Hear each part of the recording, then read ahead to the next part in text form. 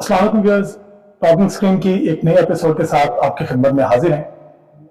हमारे आज के मेहमान एक इंतहाई ज़ीरक सियासतदान, एक इंतहाई नफीस इंसान, साबिक वज़ीर कानून पंजाब और रहनुमा पाकिस्तान तहरीक इंसाफ जनाब राजा मोहम्मद बशार साहब। अस्सलाम वालेकुम सर। सर कैसे हैं आप? Thank you very much sir सबसे पहले तो आपका बहुत ज़्यादा शुक्रिया कि आपने अपनी इंतहाई मसरूफ वक्त में से टॉकिंग स्क्रीन के लिए कुछ लम्हात निकाले।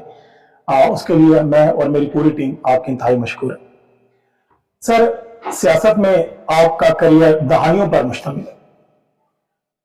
आप मुतअद्दिद मरतबा मेंबर सूबाई असम्बली रह चुके हैं, वजीर रह चुके हैं और फिर पाकिस्तान की एक इंतहाई मकबूल सियासी जमात के एक इंतहाई मकबूल रहनुमा भी हैं। सर, इस सफर को आज आप यहाँ पर खड़े होकर कभी पीछे नजर डालें तो क्या एहसास, क्या फीलिंग्स है, ये सफर कैसा रहा? देखिए, मेरे ख्याल में इस सारी बात को चंद फिक्रों में समाप्त करना काफ़ी मुश्किल काम है। इस तरह समाप्त किया नहीं जा सकता, क्योंकि जैसे कि आपने फरमाया, ये मेरा पॉलिटिकल कैरियर जो है ये शुरू होता है 1979 से। 8 साल लोकल गवर्नमेंट के साथ मेरा ताल्लुक रहा। मैं चेयरमैन डिस्ट्रिक्ट काउंसिल रहा 8 साल के लिए। उसके बाद फिर 90 में मेंबर प्रोविंशियल असेंबली और फिर उसके बाद प्रोविंशियल असेंबली के साथ जो मुख्तलिफ औकात में मेंबर मुंतखब हुआ, पोजीशन में भी रहे, गवर्नमेंट में भी रहे, तो मुख्तलिफ वजारतें भी रहीं।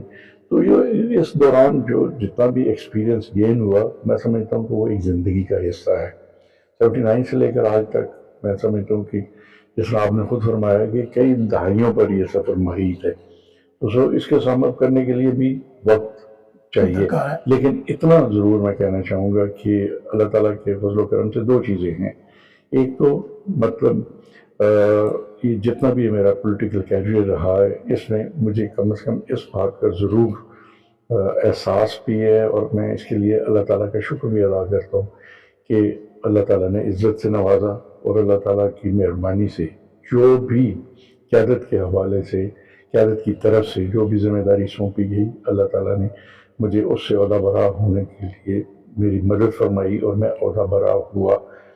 और ये एक अचीवमेंट होती है कि आप कोई काम करना शुरू करें तो आप अगर सक्सेसफुली उसको कर गुजरते हैं तो एक अचीवमेंट होती है। तो मैं समझता हूँ कि इसके लिए जितना भी अल्लाह ताला का शुक्र अदा किया जाए वो कम है। डिफरेंट पोजीशंस में मुझे काम करने का मौका मिला। जिस तरह मैंने इब्तिदा में अर्ज़ किया कि डिस्ट्रिक्ट काउंसिल से मेरे कैरियर का आगाज़ हुआ। डिस्ट्रिक्ट काउंसिल के हवाले से देख लें, 8 साल जो डिस्ट्रिक्ट काउंसिल में मैंने काम किया, चेयरमैन डिस्ट्रिक्ट काउंसिल रहा। हमारी पहली दफ़ा डिस्ट्रिक्ट काउंसिल की सतह पर हमारी एक ऑल पाकिस्तान चेयरमैन ज़िला काउंसिल एसोसिएशन बनी और मैं पूरे पाकिस्तान का चेयरमैन बना। तो एक बहुत बड़ी अचीवमेंट थी। सो मतलब एक काम शुरू किया तो उसमें अचीवमेंट हुई। फिर मैं बतौर लॉ मिनिस्टर पंजाब असम्बली में काम करने का मौका मिला। तो दो हवालों से मैं यह अर्ज़ करना चाहूँगा। एक तो बतौर law minister till to date आज की तारीख तक मेरा लॉन्गेस्ट कैरियर है एज ए लॉ मिनिस्टर किसी भी अपना टेन्योर में। मतलब अगर 47 से लेकर आज तक देखा जाए तो मेरा लॉन्गेस्ट कैरियर है as a law minister in Punjab. इसी तरह मैं बतौर लॉ मिनिस्टर सूबाई असम्बली में जो लेजिस्लेशन हुई है, जो कानून साजी हुई है, मैं समझता हूँ कि जो मेरे इस 11 साल दौर में हुई वो भी एक रिकॉर्ड लेजिस्लेशन थी। तो मुख्तसरन आज मैं ये कहना चाहता हूँ कि इस कैरियर के दौरान जो भी जिम्मेदारियाँ मिली ऐसे तरीके से निभाई और मेरा ज़मीर आज भी इस बात पर मुतमिन है कि मैंने एक भरपूर तरीके से अपनी इनिंग खेली। सर, हमारा ये जो आज इंटरव्यू थोड़ा सा गैर रस्मी है, तो आपसे एक सवाल जरूर डिस्कस करना चाहूँगा कि आपने 79 में बाकायदा अपने पॉलिटिकल करियर का आगाज़ किया। ये वो दौर था जब पाकिस्तान में सियासी तौर पर किसी भी कारकुन की ग्रूमिंग जो है वो बड़ी बेहतर होती थी। यंगस्टर्स की खुसूसन मैं बात करता हूँ क्योंकि उस दौर के आए हुए जितने भी लोग हैं अभी बड़ी बड़ी सियासी पोजीशंस पर वो लोग काम भी कर रहे हैं और माशाल्लाह में बहुत ही बेहतरीन किस्म के हमारे पास सियासी रहनुमा, आपके पाकिस्तान तहरीक इंसाफ की बात करें, पाकिस्तान मुस्लिम लीग की बात करें या बाकी दीगर पार्टीज में बात करें तो अभी तक मौजूद है। सर, क्या ये लैप्स कहाँ पे आया कि आज हम उस तरीके से यंगस्टर्स की सियासी ग्रूमिंग कर पा रहे हैं?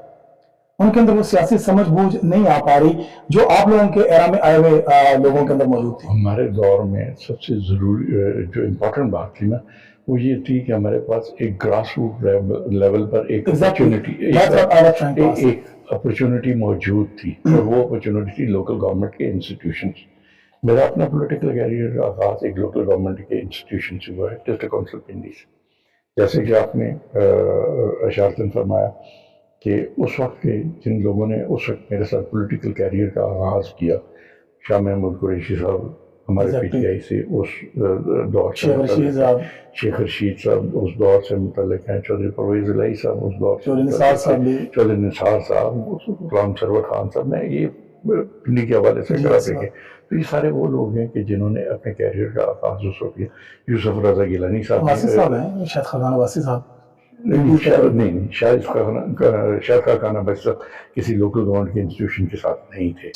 उन्होंने कभी लोकल अपना किसी गवर्नमेंट के पॉलिटिकल एक्टर जरूर थे, लेकिन किसी अदारे के साथ वो नहीं रहे। तो अपना यूसुफ रजा गिलानी साहब का मैं जिक्र कर रहा था कि वो हमारे उस दौर से मुतल्लिक हैं। इसी तरह KPK के बेशुमार हमारे रहनुमा ऐसे हैं कि जिन्होंने उस वक्त अपनी सियासत का आगाज़ किया। तो दूसरे लफ्ज़ों में आप कह सकते थे कि उस वक्त एक नर्सरी मौजूद थी कि जहाँ से आपके वर्कर जो है ग्रूम होकर निकलते थे। लेकिन हमारी बदकिस्मती के बाद में मतलब बलदियाती इंतखाबात के हवाले से हम वो तवातर कायम नहीं रख सकते जिसको रहना चाहिए था। अब पंजाब की बात कर लें तो मैं समझता हूँ कि तवील अरसे से पंजाब के अवाम जो हैं वो बलदियाती अदारों के उससे वजूद से महरूम है। तो इसलिए दो हवालों से मैं समझता हूँ कि इसका इफ़ेक्ट होता है। एक तो ये कि एक आइंदा आने वाली हमारी जो क़यादत है वो ग्रूम अप होकर नहीं आ सकती। दूसरा, मसाइल के हल के हवाले से बड़ा एक अजीब सा फिर तज़ाद पाया जाता है। असम्बली का मेंबर जिसको लेजिस्लेशन पर अपनी या कानून साजी पर या कौमी सतह या सूबाई सतह के मसाइल पर अपनी तवज्जो मरकूज़ रखनी चाहिए, वो फिर बातें करना शुरू कर देता है गलियों की और नालियों की, लोकल मसाइल की बात करना शुरू कर देता है, क्योंकि लोकल मसाइल को हल करने वाली क़यादत जो है मौजूद नहीं होती। और उस खला को पुर करने के लिए फिर जो कौमी या सूबाई सतह के जो लीडरशिप है वो भी बुनियादी मसाइल की बात करना शुरू कर देती है। तो इस तरह मैं समझता हूँ कि सलाहियतें जो हैं वो भी पूरी तौर पर निकल कर सामने नहीं आ सकती, मसाइल भी बढ़ते हैं और मसाइल को हल करने के लिए कोई प्लेटफॉर्म मौजूद नहीं होता। सर, आपका खुद अपना इस बारे में क्या ख्याल है कि ये जो हमारी लोकल पॉलिटिक्स है, बल्दियाती इलेक्शन है, एज कम्पेयर टू नेशनल या जनरल इलेक्शंस, और वो जो हमारी नेशनल पॉलिटिक्स होती है जो कौमी असम्बली के लिए जो इलेक्शन लड़े जाते हैं, तो सर ये जो लोकल वाला काम है ज़्यादा मुश्किल नहीं है?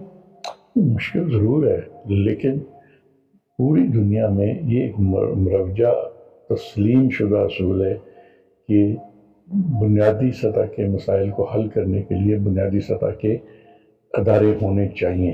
और आप किसी भी जमहूरी मुल्क में देख लें, वहाँ आपका लोकल गवर्नमेंट सिस्टम बड़ा इफेक्टिव तरीके से काम कर रहा होता है।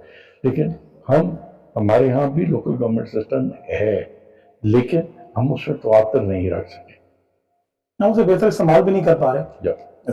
सर, मौजूदा सियासी सूरत हाल मुल्क में इस वक्त जो पॉलिटिकल अनरेस्ट है, इस वक्त जो अपोजिशन और गवर्नमेंट के दरमियान जो इख्तलाफात मौजूद हैं, सर आपके ख्याल में इसका एक हल क्या है? आप माशाल्लाह एक सियासी बसीरत रखने वाले रहनुमा हैं और चीज़ों को दूर तक देख सकते हैं, तो आपके नज़दीक अब इस बहरान का हल क्या है? पहली बात तो ये है कि हमें देखना ये चाहिए कि ये बहरान पैदा क्यों हुआ। मैं समझता हूँ कि दिस गोज विदाउट सेइंग, इसमें कोई दूसरी राय मौजूद नहीं है कि ये बहरान इसलिए पैदा हुआ कि एक मैंडेट जो है उससे हमने इनहराफ किया, हमने उस मैंडेट को तस्लीम नहीं किया, जो अवाम का फैसला था हमने उसको तस्लीम नहीं किया। क्या अब डिटेल में गए बगैर मैं अर्ज करना चाहूँगा कि हमने मतलब एक कंट्रोवर्सी क्रिएट की, फॉर्म 45 और फॉर्म 47 की एक कंट्रोवर्सी होगी, मैंडेट चोरी हुआ।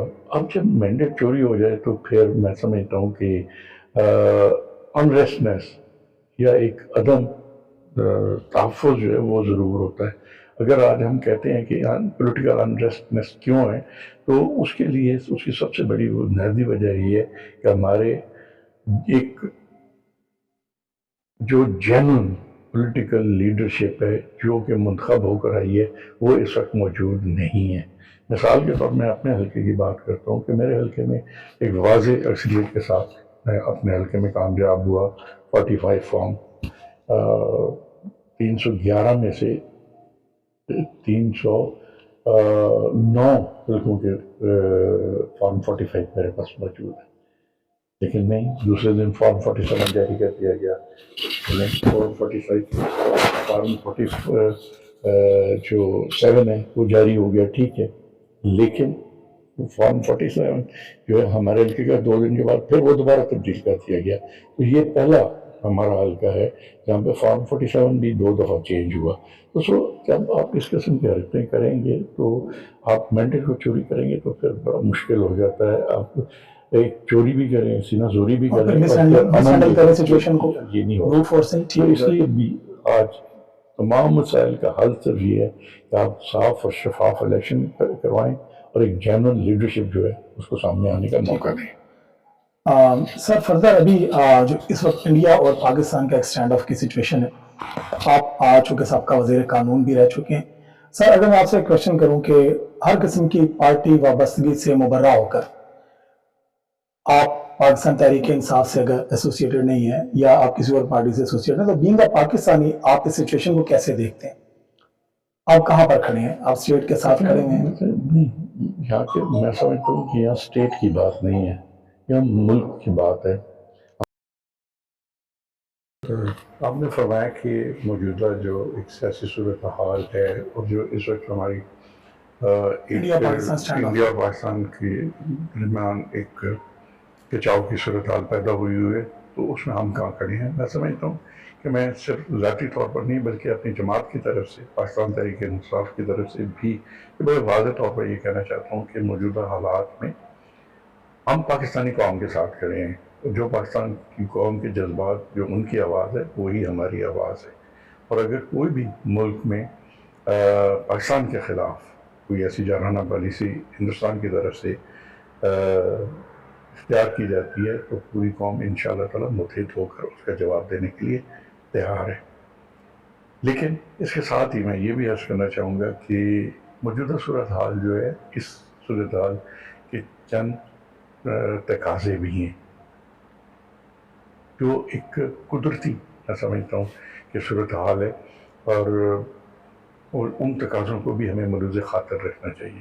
یہاں ہم اتحاد اور اتفاق کی بات کرتے ہیں تو پھر میں سمجھتا ہوں کہ ہمیں پوری پاکستان کی جو سیاسی، مذہبی یا جو ہماری عسکری قیادت ہے انہیں ایک پیج پر ہونا چاہیے۔